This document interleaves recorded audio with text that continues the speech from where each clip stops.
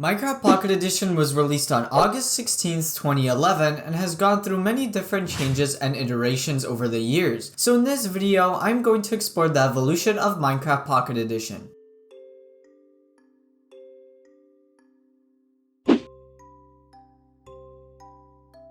Let's begin with the first public release of Minecraft Pocket Edition, also known as version 0.1. This version of the game was specifically made for a gaming phone called the Xperia Play. In the game, players could generate a random 256 by 256 world with forests and deserts. Along with this, multiplayer was supported in the game through your local network. Now let's take a look at the gameplay so we can see what was available to the player.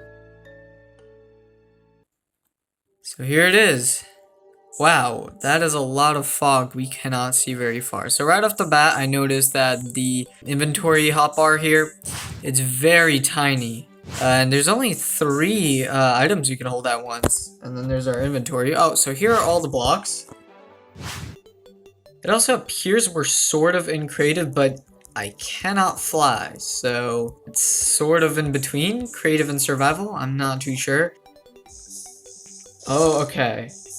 So it seems that breaking blocks does have a delay, unlike in creative nowadays. Another thing I noticed is the blocks aren't actually dropping, so that's quite interesting. Yeah, there really isn't much to this. I mean, we got a little desert over there. There are no cacti, so nothing too interesting. I don't believe there are any caves. Oh, there's snow here too. Oh, I didn't know that. That's pretty cool. We can't sprint. So I have to kind of walk slowly, and I think this is going to be our border. Let's go over there. Alright, so here we are, and we obviously can't step over it. We can't fall out. The final thing I want to do right now is I just want to let's just build a quick little brick square.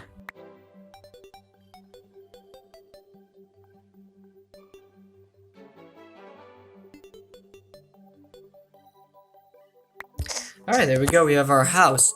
One thing I want to mention while I was building that house, you may notice there's no way to crouch. This is the jump button right here on this D-pad. I guess building is a little bit more tedious. But yeah, the future versions get a lot more interesting. So yeah, let's continue with the video. Let's get into those.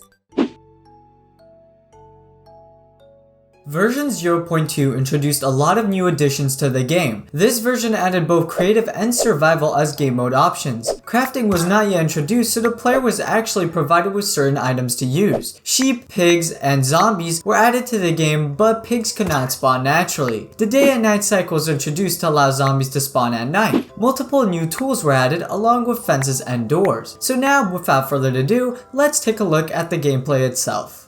I'm gonna keep this section short since there wasn't too much added to this version. Right off the bat, as you may have realized, the world generation was significantly improved. The world now has hills, mountains, and water. As we can see, here are the new sheep in the game. Sheep can actually be sheared, but the wool they drop is useless since the game already provides you with an unlimited supply of wool. Apart from this, the inventory hotbar now stores 7 items instead of just 3. When entering the inventory, we can now see the items that are available to us in survival mode. Any item that is not provided to us does not need to be crafted and can be obtained from the world itself. That's about all for this gameplay. Let's head over to the next version. Version 0.3 introduced one of the core features of Minecraft, crafting. In order to craft in this version of the game, the player simply selects one of the available recipes in the crafting options. Apart from this, cows and chickens were introduced, along with blocks and items such as crafting tables, coal, iron ore, slabs, books, and wooden tools. Once again, let's dive into the gameplay.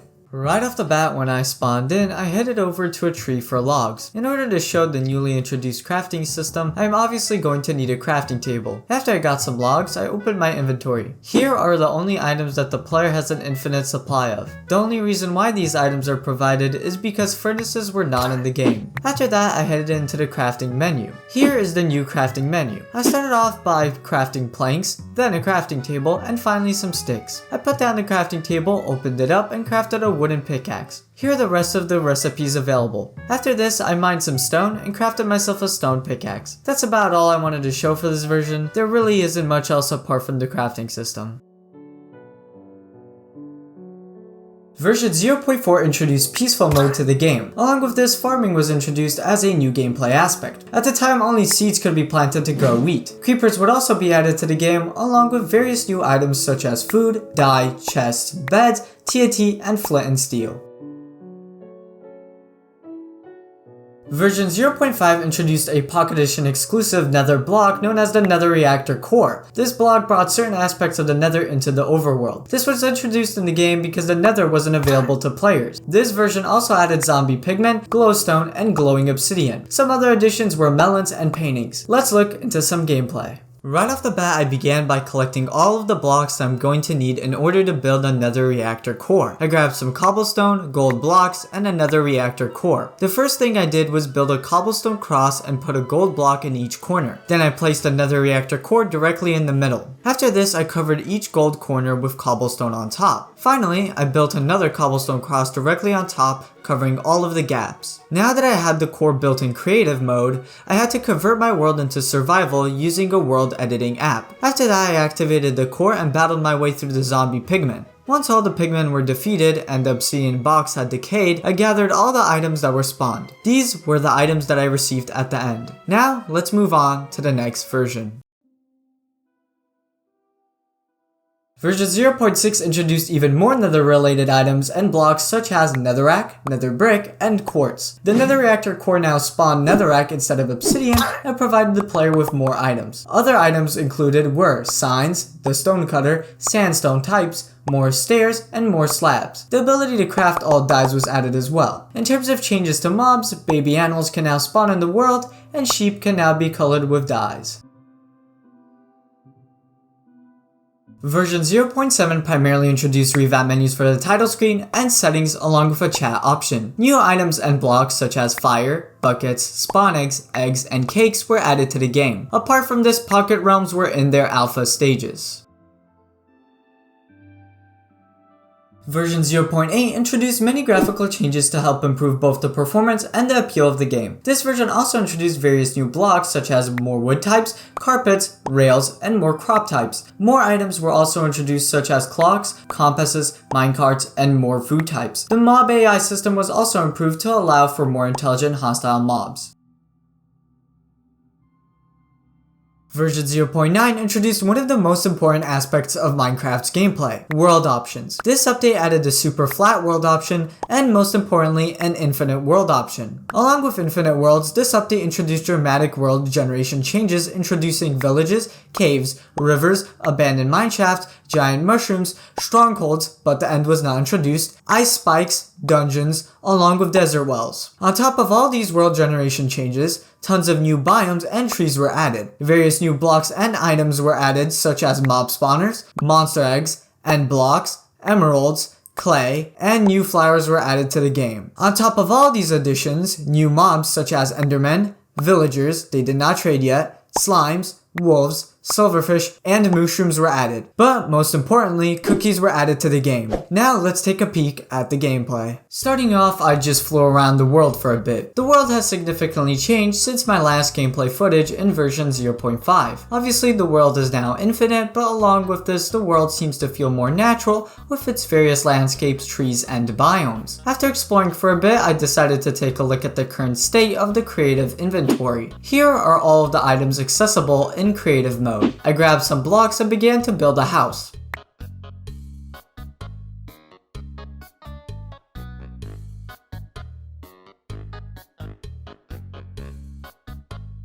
After I built my gorgeous creation, I grabbed some TNT and just started blowing everything up. Well, that's about all I wanted to show. There's too much to display in this version, so let's just get on to the next version. Version 0.10 primarily focused on the graphical side as well as the performance side of the game, along with plenty of bug fixes. It merely introduced a variety of fences and fence gates for each wood type in the game. Alongside this, it added a day and night cycle for creative mode. Version 0.11 added a wide variety of features. Skin packs can now be purchased in the game. New options were added to the worlds which provided similar functionality to commands. Status effects were added, although potions were not available at the time. Along with this, 2 new blocks were introduced, blocks of redstone and grass paths. New items were also introduced such as boats, fishing rods, along with fishing, magma cream, food in the form of fish, more spawn eggs, and more. Many new mobs were added as well, such as baby zombies, bats, cave spiders, gas, magma cubes, and squids.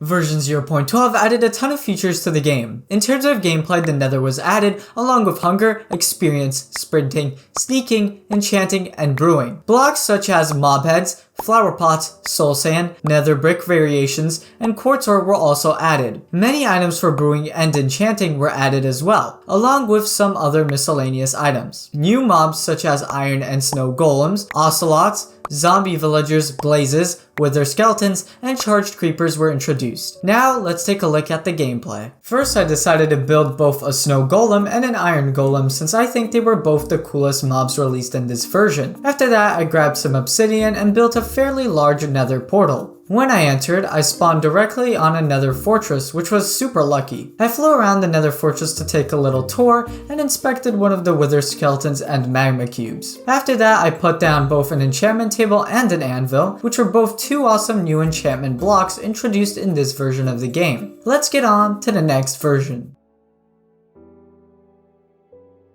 Version 0.13 had a strong focus on redstone. This version introduced items and blocks such as redstone, redstone lamps and torches, levers, tripwire hooks, daylight sensors, pressure plates, buttons, detector and activator rails, and trap chests. Apart from this, items and blocks such as more door variants, iron trap doors, note blocks, rabbit hide, and more food variants were also added. Rabbits were the only mob introduced in this version. And finally, desert temples were introduced to the game.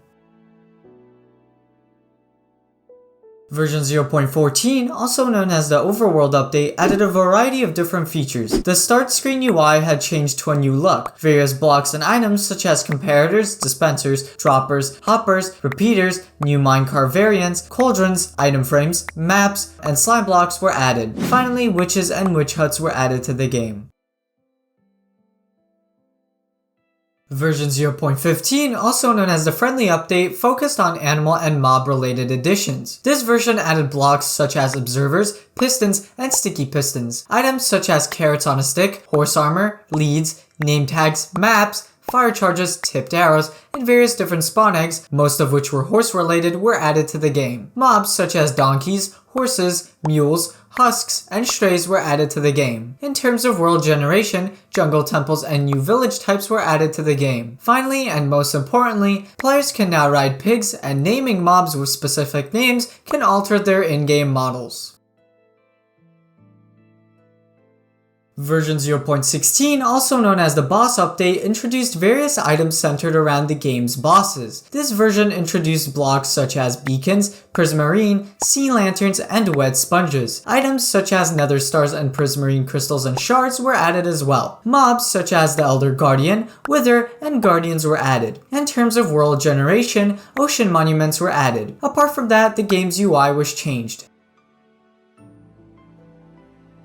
Version 1.0 was also known as the Ender update due to its addition of the end dimension. Blocks such as ender chests, dragon heads, chorus plants, end rods, end stone bricks, stained glass, and purple blocks were all introduced. Items such as dragon's breath, chorus fruit, end crystals, shulker shells, eyes of ender, elytras, lingering potions, and ender pearls were added to the game. Mobs such as the ender dragon, shulkers, ender mites, and polar bears were added. Apart from this, igloos were introduced. Now, let's get on to the gameplay. I started off by creating an end portal so I could enter the newly introduced end dimension. Once I entered the end, I took a quick look around the end island. I also flew up to the dragon for a nice close-up view. After that, I proceeded to kill the dragon by destroying all the end crystals and finishing off the dragon using beds. Once the dragon was killed, I entered an end gateway portal to be transported over to an end city. Once I discovered an end city, I took a quick look at one of the shulkers and flew up to the end ship to collect an elytra. That's about all for this gameplay. Let's move on to the next version.